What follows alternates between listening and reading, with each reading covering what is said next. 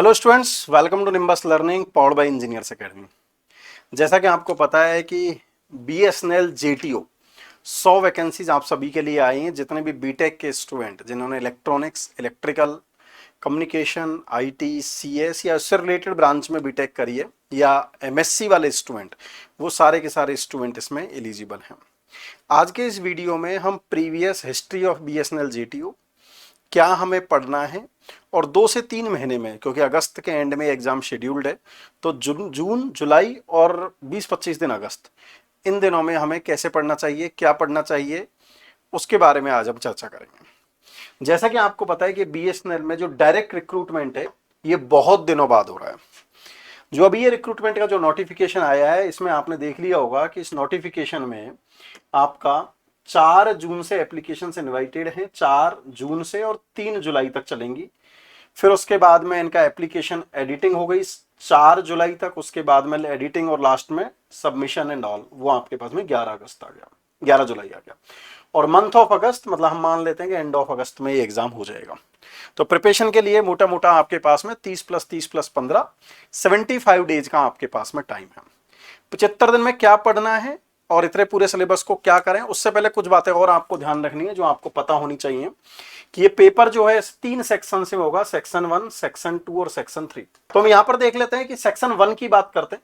Section 1 में आपके पास में 50 क्वेश्चंस होंगे जो 200 मार्क्स के होंगे। सेक्शन 2 में 50 क्वेश्चन होंगे जो 200 मार्क्स के होंगे। और सेक्शन जो 3 है जनरल एबिलिटी का, उसमें 20 क्वेश्चन होंगे। मतलब टोटल 120 क्वेश्चन और 480 मार्क्स होंगे। 180 मिनट का एक टोटल 3 घंटे का पेपर है। तो मतलब पूरा आपको क्लियर पता चल रहा है कि यदि आप राइट आंसर दे रहे हैं तो आपको राइट आंसर के लिए 4 मार्क्स अवार्ड हो रहे हैं, मतलब +4 आपका हो रहे हैं। और यदि आप रॉन्ग क्वेश्चन, रॉन्ग अटेम्प्ट कर रहे हैं तो आपका -1 हो रहा है, मतलब नेगेटिव मार्किंग है 1/4 इसमें। तो इन सबको ध्यान में रखते हुए आपको यह भी देखना पड़ेगा कि अल्टीमेटली कितने मार्क्स आपके आने चाहिए इस एग्जाम को क्वालिफाई करने के लिए। सेफ स्कोर क्या है उसकी हम चर्चा करेंगे। उससे पहले आपको ये 4-5 पॉइंट है जो आपको पता हो।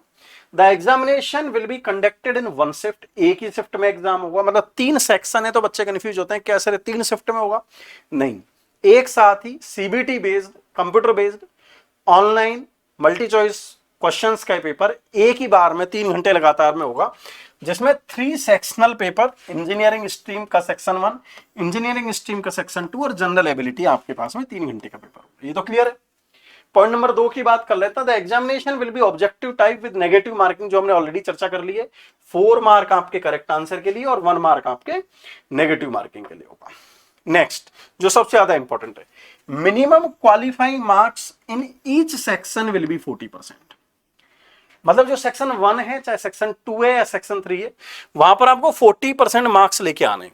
मतलब यहां पर यदि 200 मार्क्स का पेपर है तो 80 मार्क्स आने ही चाहिए, यहां पर भी 80 मार्क्स आने चाहिए और यहां पर भी आपके पास में 32 मार्क्स आपके पास में आने चाहिए। मतलब 40% मार्क्स आपको चाहिए। आगे पढ़ते हैं।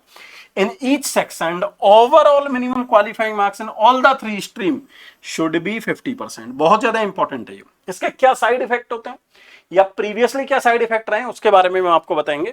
मतलब मिनिमम कितना है जनरल कैटेगरी के लिए सेक्शन में 40% और ओवरऑल कितना है 50%। For unreserved category, unreserved candidate and for OBC candidate, OBC और उन दोनों के लिए, for ST, SC, OBC, NCL, EWS candidate shall be relaxation qualifying minimum each mark shall be 35% and overall minimum qualifying in all the 3 section will be combined is 45%। मतलब general के लिए 40% sectional है और 50% ओवरऑल है। और बाकी जो category है जनरल और ओबीसी के अलावा, उसमें सेक्शनल में 35% और ओवरऑल में 45% है। क्लियर है यहां तक? जो सबसे ज्यादा इंपॉर्टेंट है, सबसे ज्यादा क्यों इंपॉर्टेंट है, यहीं से पता चलता है कट ऑफ कितनी जाने वाली है। Candidate obtaining less marks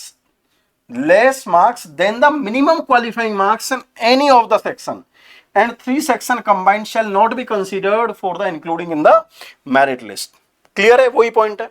चाहे आपके सेक्शनल में कहीं पर आप पास फेल हो गए, पास नहीं हुए, या ओवरऑल में फेल हो गए, तो वो मेरिट लिस्ट में आपको किसी भी कंडीशन में कंसीडर नहीं करेंगे। The final merit list will be prepared based on total marks, total marks के बेसिस पर बनेगी। Obtained in section 1, section 2 and section 3, तीनों में, provided that the condition had secured minimum qualifying marks as per, देखो बार बार इन्होंने लिख दिया भाई मिनिमम क्वालिफाइंग मार्क्स उसके आने चाहिए। The appearance of the name in the final merit list of the selection process does not confirm any right to candidate for the post. मतलब confirmation है, final offer letter will be issued, वो तो बाद में उनके पास है, final offer letter आपके पास में वो आ ही जाएगा। ये 5 पॉइंट है जो आपको किसी भी कंडीशन में, 6 पॉइंट जो आपको पता होना चाहिए। और जितने भी बच्चे जिन्होंने telecommunication, electronics, radio, computer, computer का मतलब आईटी भी जो लिखा हुआ भी है यहां पर अलग से, इलेक्ट्रिकल, आईटी, इंस्ट्रूमेंटेशन या एमएससी इन इलेक्ट्रॉनिक्स या एमएससी इन कंप्यूटर है, वो सारे के सारे बच्चे एलिजिबल है, वो आपको अच्छे से पता है। अब बारी आती है यहां पर की जो 3 सेक्शनल कट ऑफ, ये 3 सेक्शन है, इनका सिलेबस क्या है, क्या पढ़ना है और कट ऑफ क्या रहने वाली, ये 3 इंपॉर्टेंट सवाल है। सेक्शन 1 की बात करें तो आपने देख लिया होगा कि सेक्शन 1 में ये 6 सब्जेक्ट हैं आपके। मटेरियल एंड कंपोनेंट्स, जिसको हम मटेरियल साइंस भी बोलते हैं, physical electronics, electron device and circuits, जिसको हम ईडीसी भी बोलते हैं। सेकंड है नेटवर्क थ्योरी, जिसको हम सर्किट भी बोलते हैं, circuit analysis. Electromagnetic field theory, EMFT. Electronic measurement and instrumentation, जिसको ईएमआई भी बोलते हैं। और पावर इलेक्ट्रॉनिक्स, ये सारे के सारे टॉपिक हैं जो आपके इसमें पूछे जाने हैं सेक्शन 1 में। और जो बेस्ट टीचर्स हैं, जैसे आप बात करोगे ईडीसी की बात करोगे, यहां पर है ना, ईडीसी की बात करते हैं, ईडीसी की बात करते हैं, नेटवर्क की बात करते हैं। ये तो आपको पता है कि आपको नर्सिंग सर ही पढ़ा रहे हैं, मतलब उसमें कोर्स में अवेलेबल है, नर्सिंग सर की अवेलेबल है।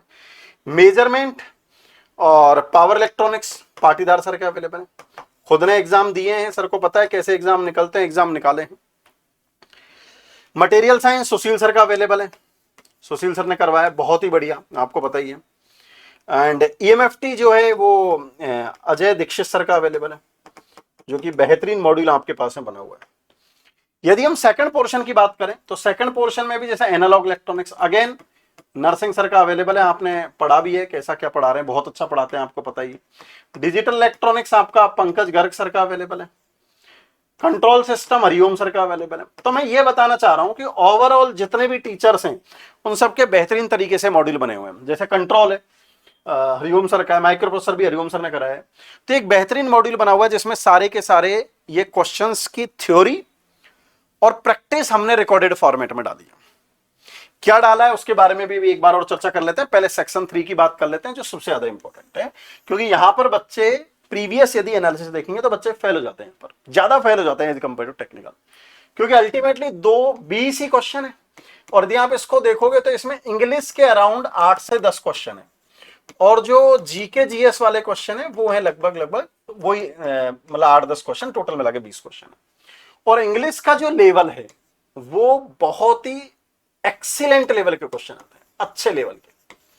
और जो जीके जीएस वाला जो क्वेश्चन है, ये जो क्वेश्चन है वो एवरेज क्वेश्चन आते हैं। मतलब इसमें कुछ ऐसे क्वेश्चन होते हैं, कई बार तो सीडी की फुल फॉर्म ही पूछ ली, सीडी की फुल फॉर्म बताओ।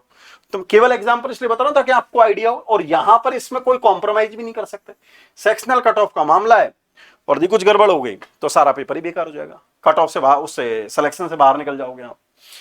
तो आपको ये सबसे ज्यादा इंपॉर्टेंट है कि आपको पता हो कि कट ऑफ कितनी जाएगी। तो आपको ये भी मैं बता दूं कि जो जेटीओ का एग्जाम 2002 में हुआ था, फिर 3 में हुआ था, फिर 5 में हुआ था, 7 में हुआ था, 8 में हुआ था, और 16 में जब 2500 वैकेंसीज आई थी उस टाइम पर गेट के थ्रू इन्होंने लिया था। और ये जो गई थी यहां पर, ये जो कट ऑफ थी ना, ये पूरी की पूरी कट ऑफ यहां पर, ये कट ऑफ वही कट ऑफ गई थी जो minimum qualifying cut off.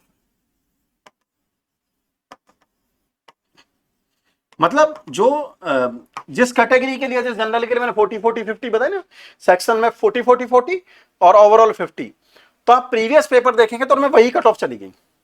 What I want to से कि आप यदि मिनिमम कट ऑफ के लिए पढ़ रहे हैं पर यदि वो भी आपका क्लियर हो रहा है तो आपका एग्जाम ही 100% क्लियर होगा। ये एक आध साल का एनालिसिस नहीं, 2002, 3, 5, 7, 8 आप कोई सा ही पेपर, ये जो ईयर है नोटिफिकेशन के ईयर है, इट मे बी पॉसिबल 2008 का एग्जाम 2009 में हुआ, वो एक अलग बात है। तो ये मतलब बहुत ही ज्यादा, और पेपर का लेवल भी अच्छा रहता है, क्योंकि आपको पता है पेपर कौन बना रहे हैं, आईआईटीज बनाते हैं। जीटीओ का पेपर शुरू से आईआईटीज बना रहे होते हैं। तो ये आपके लिए बहुत ज्यादा इंफॉर्मेशन इंपॉर्टेंट है। इन्हीं सबको देखते हुए, जो कट ऑफ मैंने आपसे चर्चा करी, इन्हीं सबको देखते हुए हमने बीएसएनएल जेटीओ के लिए ये एक रिकॉर्डेड बैच बनाया है, पूरा रिकॉर्डेड। इस रिकॉर्डेड में थ्योरी, वो जो सारे सब प्रैक्टिस हमने इसमें डाले हैं। अब क्या है, रिकॉर्डेड डिटेल्स, मतलब पूरे थ्योरी के लेक्चर्स हमने पूरे मॉड्यूल क्रिएट कर दिया। 5500 से ज्यादा हमने इसमें क्वेश्चंस के वीडियो सॉल्यूशन डाले। 5500 क्वेश्चंस हमने, जो आपके एक्सपेक्टेड क्वेश्चन है या उस टाइप के उस सिलेबस में आ सकते हैं, उनके हमने वीडियो सॉल्यूशन डाले। और साथ में हमने 6965 जो क्वेश्चंस हैं वो हमने हार्ड कॉपी में हम आपको दे रहे हैं, इसी एग्जाम से रिलेटेड। वो बुक्स हैं, 4 वॉल्यूम है, उन 4 वॉल्यूम में हम आपको 6900, ये पूरा का पूरा एक मॉड्यूल है, पूरे थ्योरी के लेक्चर सारे के सारे, 5500 क्वेश्चंस के video solution, most expected question, और 6900 क्वेश्चंस की हार्ड कॉपी, फिजिकल कॉपी, जो हम आपको कुरियर कर देंगे। तो लगभग आपके पास में 12000 क्वेश्चन तो यहां पर हो जाएंगे, और रिकॉर्डेड के थ्योरी के लेक्चर्स हो गए, जो थ्योरी की क्लासेज में भी होते हैं। अब इतने सारे क्वेश्चन, 12000 क्वेश्चन, और दिन है हमारे पास में 70, तो लगभग हम डेली के 200 क्वेश्चन करेंगे, तो तब जाके सारे के सारे क्वेश्चन कंप्लीट हो जाएंगे, अदरवाइज क्वेश्चन ही रह जाएंगे।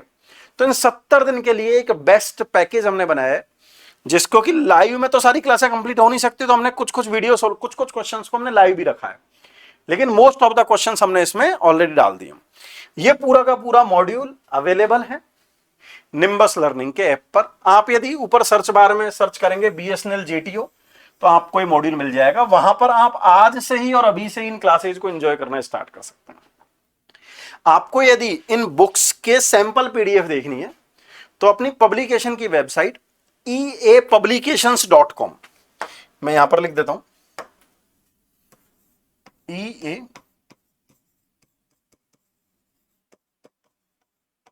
eapublications.com। इस पर जाकर आप उसके सैंपल पीडीएफ भी देख सकते हैं, आपको सैंपल क्वेश्चंस भी वहां मिल जाएंगे, हर सब्जेक्ट के हमने डाल दिए। या फिर आप एक काम और कर सकते हैं, आप हमारा जो नेशनल हेल्पलाइन नंबर है 7374000999, इस पर आप मैसेज भेजो हेलो।